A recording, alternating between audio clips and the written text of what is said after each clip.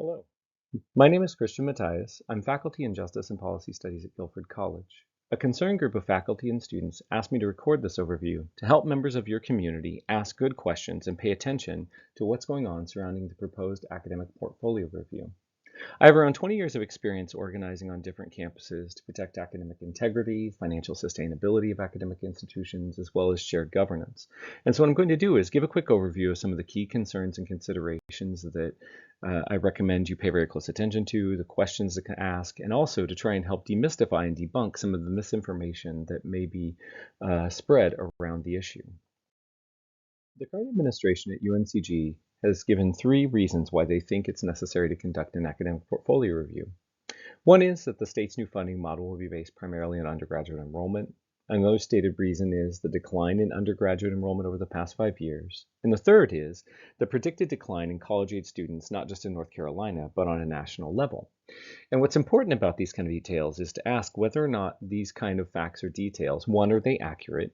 Are they facts? The other is, are they justifications? Do they actually lead to the conclusion that an academic portfolio review is necessary? And what appears to be happening is that UNCG administrators are stating these facts and inferring the conclusion that they justify an academic portfolio review. But you should ask whether or not these facts are accurate, and even if they are, do they lead to the conclusion that an academic portfolio review is necessary? It is not clear at all that that's the case. And in fact, I think you should be suspicious and be resistant to the inference that that is a necessary outcome of these kind of things. That it's not really clear why one would lead to the other.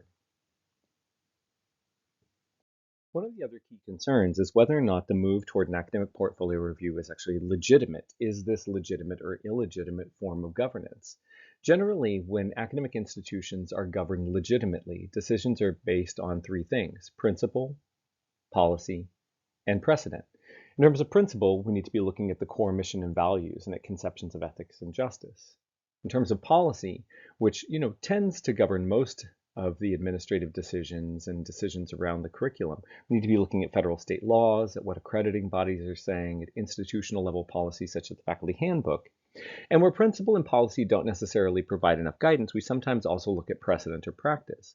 What are the recent or historical patterns and cases that are similar, and how do we use those cases to help inform this decision?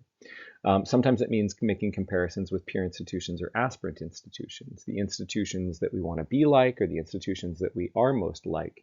And in this case, there's no clear indication that the move toward an academic portfolio review is based in principle, in policy, and or in precedent. In fact, it appears to be on the surface an illegitimate move by administrators to take control of the curriculum away from faculty and away from shared governance and decide among a very small handful of people who should not be making these kinds of decisions what UNCG's curriculum should look like. When it is legitimate, when universities do engage in legitimate academic program review, it's usually done for one of two reasons. One is a voluntary change in mission by the faculty. There are changes in research that we need to pay attention to. There are social issues that the curriculum needs to be more engaged with. There are civil rights protests and demonstrations, forms of activism saying that the curriculum needs to change to better address various populations and their needs. So when faculty, who are primarily responsible for governing the curriculum, call for voluntary change in the academic mission and the content, it is their purview. It is what they are entrusted to do. And it should not be coming from administrators. That push or that demand should not be coming from administrators. Administrators can certainly propose a change and work with faculty on a change, but to try and drive a change from the administrative level is really in conflict with any form of legitimate governance of academic institutions. The other reason why an institution might engage in program review is what's called financial exigency. And this is when an institution is facing a legitimate and severe financial threat. That means the institution might actually close because the finances are in such bad shape. And that means when an institution declares financial exigency, that means that they're obligated to open their accounting books and their financial records to public review so that the public and members of the community can evaluate whether or not the claim of financial exigency is real and whether or not the need for a review of the academic program is actually necessary. Recently, Howard Bunces, who is one of the foremost forensic budget analysts in the country, particularly around higher education, recently he conducted an audit of UNCG's finances by accessing publicly available accounting records, as well as, he'll sometimes use a Freedom of Information Act request. And what he found was that UNCG is not in any financial threat. Not only is UNCG not facing a situation like financial exigency, not facing a situation where there is an existential threat to the institution, UNCG is actually in very strong financial standing. It would be a very good idea for members of the UNCG community to watch the report linked there. It's highly accessible. He puts it in clear terms. And what he shows is that there is no financial pressure. There is no clear financial threat to the institution. And in fact, UNCG is in very good financial shape right now. So have the following things occurred? Has there been a voluntary change in the academic mission by faculty who are supposed to lead those kind of changes? No. Has there been any declaration of financial exigency and any proof that financial threats to the institution exist? No. There's no clear evidence right now that this academic portfolio review is necessary, and it is certainly not legitimate by any measure of legitimate governance in terms of policy, principle, or precedent. So when universities engage in academic program review, if there is no legitimate reason, right, if it's not being done legitimately in terms of governance, if it's not being done with a voluntary decision by faculty or under threat of financial exigency, there are typically two motives or two things going on. Now, this is not necessarily true of the UNCG. It might be true, but it is not necessarily true. And these are the kinds of things you need to be on the lookout for. One is a political agenda. This is when very powerful actors have a particular worldview and ideology, and they want to narrow the curriculum or tailor the curriculum to fit their worldview or their ideology. And this almost always leads to censorship, to banning of certain material, and to discrimination, usually against populations who are already marginalized. The other reason that this often happens is frankly just a failure of leadership or mismanagement. Often administrators who don't quite know how to lead academic institutions effectively hit a point where they bring in external consultants who are highly paid, or they try to drive a strategic planning process. They try to engage in some sort of big kind of like circus of a review of the program or the institution's operations or change in mission, because it makes them seem like they're leading more effectively. And so that's the failure of leadership version. The mismanagement version is when the administrators don't really understand how the curriculum is tied to the faculty-student relationship. And so they begin to try and interfere with or alter the curriculum in ways that are a threat to shared governance, a threat to academic integrity, and ultimately they lead in ways that destabilize both the intellectual integrity of the curriculum as well as the financial viability of the institution. Think about it like a chair. If you were sitting in a chair and somebody came along and said, we're going to take that leg off, we're going to take another leg off that chair, we're going to take another leg off that chair, what they're doing is destabilizing the institution. They're destabilizing the chair and they're causing precarity. You can certainly balance for a while, but these kind of very narrow administrative decisions or forms of mismanagement or failures of leadership lead to that kind of precarity because they're not really tied to the diversity of the academic ecosystem. They're not tied to decisions about long-term financial viability. And so what you need to be doing at UNCG is asking really careful questions about whether there's a political agenda at play that's going to lead to censorship or discrimination, and whether there are, patterns of mismanagement or failures of leadership that are potentially eroding the academic mission, the diversity of the academic ecosystem, as well as the financial sustainability of UNCG overall. The program review or the portfolio review that's being proposed is likely to have some immediate impacts. It means closing programs very quickly within the year. It means anyone in those programs can technically finish them. They will likely have to finish them by cobbling together coursework from other institutions. Anyone who wants to come to UNCG and study those programs will not be allowed to. So those programs will technically exist until the last student graduates, after they've figured out how to cobble together some version of the program they thought they were going to get.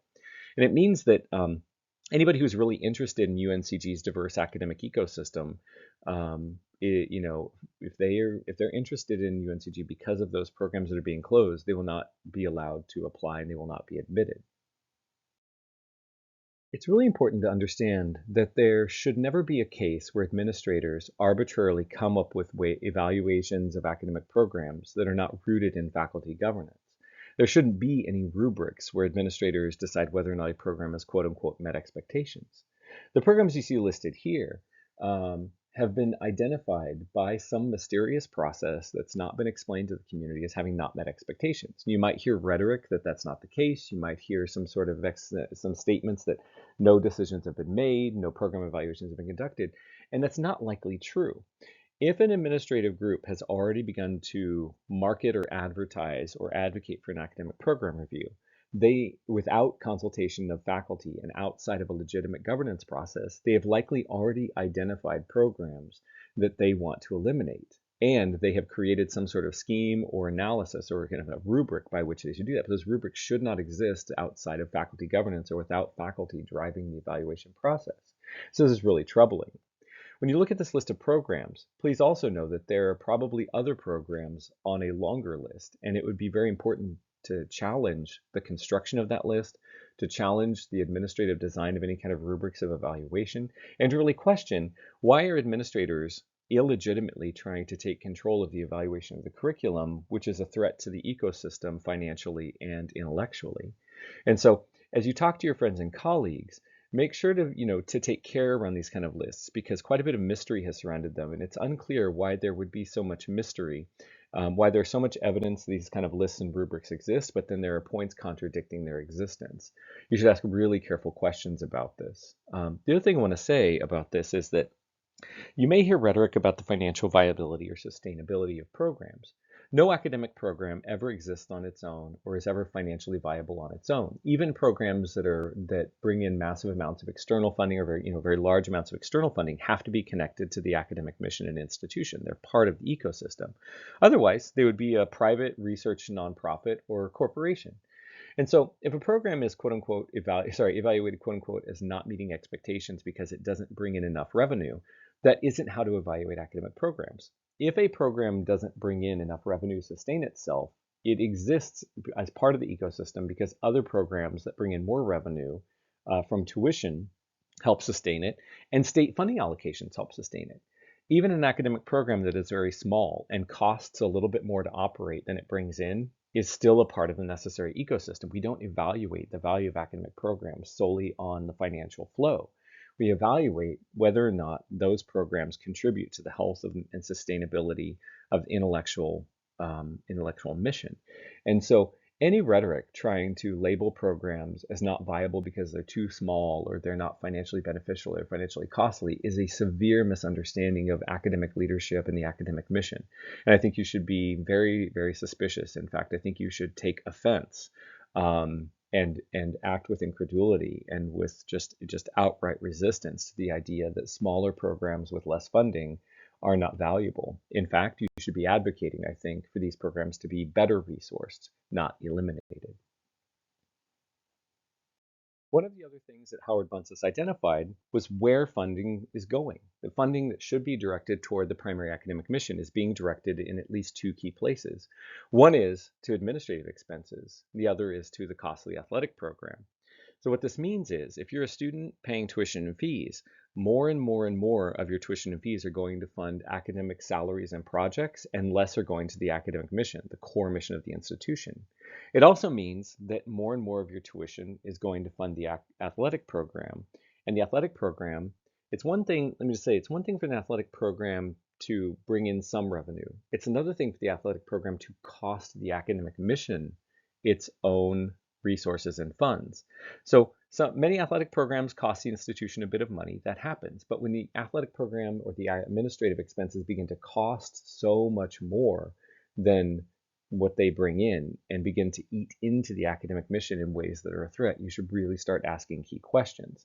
So if you're a student, more of your tuition and fees are going to these kinds of things than to the academic mission, to your programs of study. If you're a faculty, staff member, or employee in another category, it means that more of your labor is now subsidizing an increased administrative bloat or administrative set of expenses and increased cost of an athletic program, and less the academic mission, the primary mission of the institution. What you should really be trying to do is safeguard or advocate for the protection of existing programs and think about why is UNCG being targeted with academic portfolio review? It has one of the most diverse populations in the UNC system. It has outstanding academic offerings. Why this institution? Why this campus? Why is this happening? And what are the priorities that the administration and governors and other legislators and key figures, what is the commitment they need to make to the existing institution instead of the cuts they're trying to make?